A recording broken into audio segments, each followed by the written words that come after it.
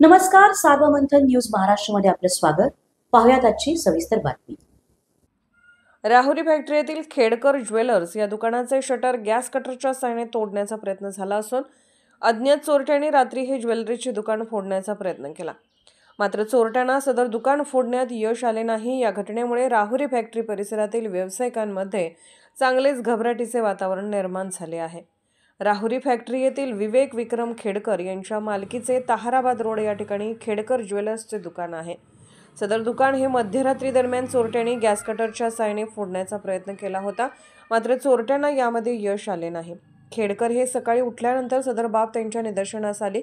यावेळी त्यांनी सीसीटीव्ही तपासून पाहिले असता त्यामध्ये चोरटे हे दुकानाचे शटरला गॅस कटरच्या साहाय्याने तोडण्याचा प्रयत्न करत होते.